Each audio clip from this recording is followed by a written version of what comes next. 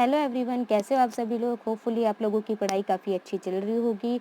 और आज हम देखेंगे विनिर्माण उद्योग, जो कि क्लास 12th का ये जो चैप्टर है, विनिर्माण उद्योग चैप्टर है। ये इसका पार्ट 1 मैं पहले ही अपलोड कर चुकी हूँ। एंड ये जो है चैप्टर नंबर 8 है। चैप्टर नंबर 8 है। चैप्टर का नाम विनिर्माण उद्योग है। इसका पार्ट 1 अपलोड कर चुकी हूँ। ये पार्ट 2 है।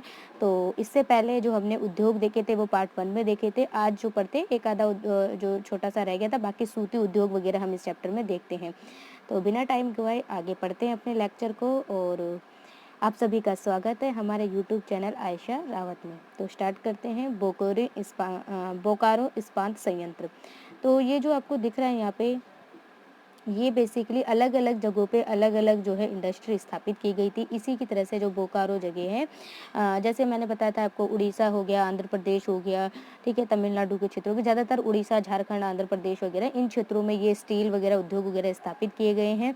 तो इसमें बोकारो इस्पात संयंत्र भी लगाया गया था, रूस की मदद से जो है 1964 में स्थापित किया गया था। इसके अलावा और भी हैं, जैसे विशाखापट्टनम में भी स्थापित किया गया है। विजिंग इस्पात संयंत्र जो है 1992 में, कर्नाटका में विजयनगर इस्पात संयंत्र, तमिलनाडु में सेलम इस्पात संयंत्र। तो अब अलग अलग स्टेट में आपको अलग अलग इस्पात संयंत्र देखने को मिलेंगे। इसके अलावा देश के अलग हिस्सों में 206 से अधिक जो हैं इसकी इकाइयां वगैरह स्थापित हो चुकी हैं। इनमें से ज़्यादातर जो हैं वो कच्चे माल के रूप में, लोहे के रूप में इस्तेमाल करती है। अब चलते हैं आगे, और आगे हम देखेंगे सूती वस्त्र उद्योग के बारे में। सूती वस्त्र, इससे पहले कि जो है, जो रह गया था, ये छोटा सा टॉपिक रह गया था स्टील के बारे में, इस्पात के बारे में। इससे पहले जो है बाकी के जो वो है मैंने उसमें अपलोड कर चुकी हूँ फर्स्ट पार्ट में। अब हम सूती वस्त्र उद्योग में देखते हैं। परंपरागत उद्योगों में से एक पहले कुटीर उद्योग के रूप में थे। पहले भारत में मशहूर था उच्च कोटि का मलमल, कैलिको, छोटे अन्य प्रकार के अच्छे गुणवत्ता वाले सूती वस्त्रों के उत्पादन के लिए। आपने पढ़ा होगा, हिस्ट्री में भी पढ़ा होगा कि हमारे देश में सूती वस्त्रों की कितनी डिमांड हुआ करती थी। अदर कंट्रियों में जो है, इसके जैसे ब्रिटेन वगैरह में जो है जाते थे, तो पुर्तगाली वगैरह वो भी सब आए थे इंडिया में व्यापार करने के लिए। तो इन्हीं चीज़ों को देखते वो यहाँ पे व्यापार करने आए थे। तो इसलिए हमारा देश जो है सूती वस्त्र में तो काफ़ी इसका लंबा इतिहास रहा है।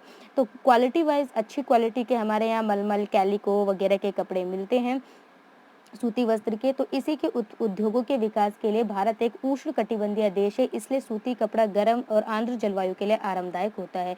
मतलब यहाँ की जो जलवायु होती है वो उष्ण है। मतलब आप देखोगे यहाँ पे तो आपको गर्मी, सर्दी, सारे मौसम आपको देखने को मिलेंगे। तो इसलिए सूती कपड़ा जो है यहाँ पे काफ़ी आरामदायक होता है। भारत में कपास का बड़े पैमाने में जो है वो उत्पाद होता है। पहले अंग्रेजों ने स्वदेशी सूती वस्त्र उद्योगों के विकास के लिए प्रोत्साहित नहीं किया गया था। जब अंग्रेजों थे तो उन्होंने जो है हमारे जो देश के जो स्वदेशी सूती वस्त्र थे उनके विकास को उन्होंने इतना वो नहीं किया। अपने यहाँ ले जा के वो व्यापार करते थे। हमारे यहाँ के जो उद्योग थे उन पे कुछ खास फोकस किया नहीं, उनको डेवलपमेंट किया नहीं। मानचेस्टर व लिवरपूल में अपने मिलों को निर्यात कर देते तथा वहां से तैयार कर कपड़ा को बेचने में भारत लाते थे। यहाँ से कच्चा माल ले जाते थे, अपने यहाँ से बना हुआ माल लेके हमारे देश में ही मार्केट में बेचते थे। यह सस्ता होता था क्योंकि कुटीर उद्योग छोटे थे यूनाइटेड किंगडम की मिलों की तुलना में। वहाँ पे जो यूनाइटेड किंगडम की जो मिलें थी वो बहुत बड़ी बड़ी हुआ करती थी, लेकिन इंडिया में छोटे छोटे उद्योग होते थे। तो ऐसे में इजीली सस्ता पड़ जाता था यहाँ से, और यहाँ से ये लेके जाते थे।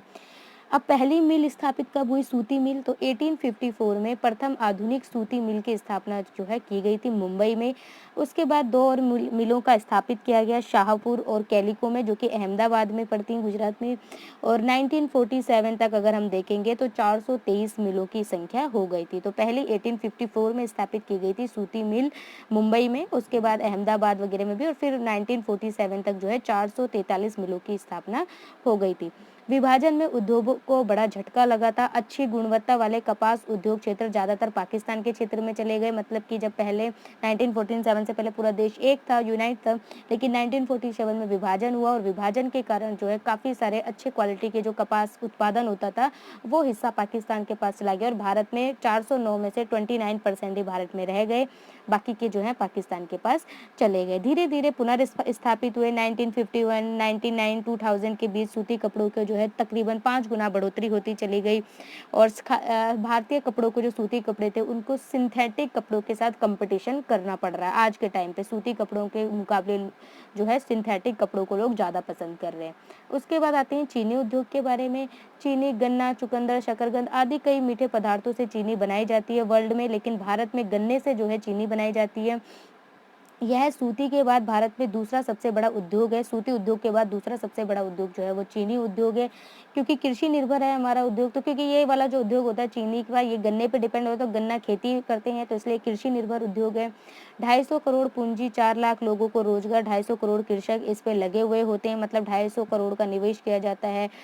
2.50 के समथिंग जो है इसमें कृषक लगे हुए हैं, करोड़ के समथिंग, और 4 लाख लोगों को जो है इसमें रोजगार मिलता है। विकास की बात करें तो 1903 में जो है पहली चीनी मिल स्थापित की गई थी बिहार में, बाद में उत्तर प्रदेश में भी की गई, और 1930 में जो है 1930 में 31 मिल थी, 51 के समथिंग जो है 139 कारखाने हो गए। तो इस तरीके से ग्रो करता गया, लेकिन पहली चीनी मिल जो है वो बिहार में स्थापित की गई थी 1903 में। उसके बाद आते हैं आगे, देखते हैं थोड़ा सा और क्या लिखा हुआ है। 2001 में 506 चीनी की मिल का उत्पादन हो गया था। 1.77 करोड़ का जो है ये उत्पादन किया जाता है चीनी में। खास करके यूपी, बिहार के क्षेत्रों में चीनी का उत्पादन ज़्यादा होता है, गन्ने की फसल होती है वहाँ पे। उसके बाद आते हैं उद्योगों की स्थिति। खेतों में काटकर और ढुलाई तक गन्ने में सुक्रोज की मात्रा घटती है। आपको पता है गन्ने में सुक्रोज की मात्रा होती है। ऐसे में अगर हमारा जो कारखाना होगा वो खेतों से काफ़ी ज़्यादा दूर होगा, तो वो सूख जाएगा गन्ना, और जब वो सूख जाएगा तो चीनी कम उत्पादित होगी। तो कोशिश ये रहती है कि जहाँ पे खेत होते हैं, मतलब जिन एरियो में गन्ने की फसल ज़्यादा होती है, उन्हीं के आसपास जो है मिलों को स्थापित करने की कोशिश की जाती है, ताकि जो ताजे गन्ने हैं उनसे जो है ज़्यादा से ज़्यादा जो है चीनी बनाई जा सके। अगर वहाँ से काफ़ी दूर अगर उसको ले जाना पड़ेगा, तो ऐसे में जो गन्ने की जो सुक्रोज की मात्रा है वो घट जाएगी, और अगर घट जाएगी तो आपको पता है कि उसका उत्पादन कम हो जाएगा।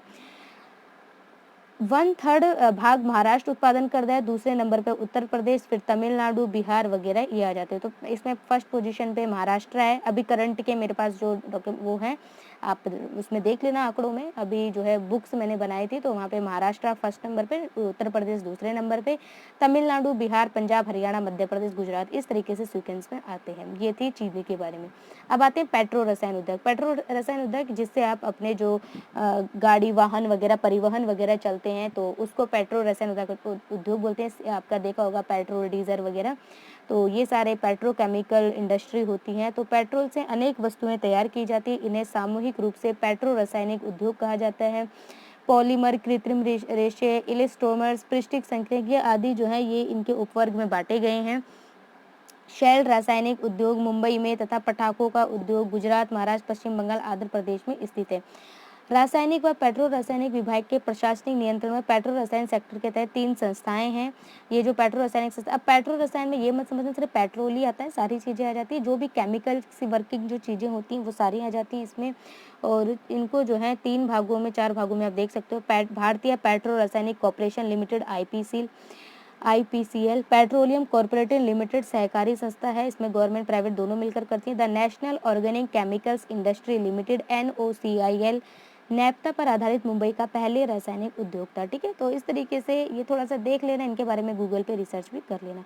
ज्ञान आधारित उद्योग में सिंपल सी बातें जिनसे नॉलेज मिलती है, इंडस्ट्री होती है, तो वो सूचना उद्योग होता आता है। आज के टाइम पे काफ़ी बड़ी अर्थव्यवस्था जो है ये सूचना उद्योग आप देखोगे, जिनसे हमें क्या मिलती हैं, सूचनाएं मिलती हैं। अब चाहे आज के टाइम पे आप न्यूज़पेपर वगैरह देख लो, आप चाहे इंटरनेट के वगैरह देख लो, चाहे आप जो भी जिनसे भी आपको सूचना प्राप्त होती है, तो ये अपने आप में ये भी एक बहुत बड़ा उद्योग है।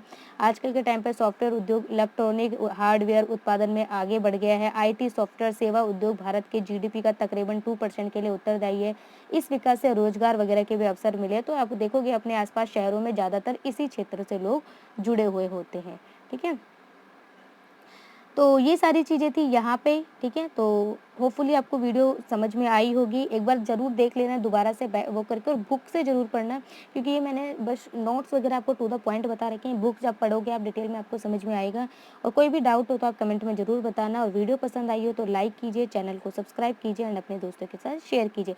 एक और पार्ट आएगा इसके बाद, और उसके बाद ये चैप्टर जो होगा फिनिश हो जाएगा। तो लाती हूँ मैं इसके बाद इसका जो 3rd पार्ट है, लास्ट पार्ट, और फिर मिलते हैं नेक्स्ट पार्ट के साथ। तब तक के लिए बाय बाय।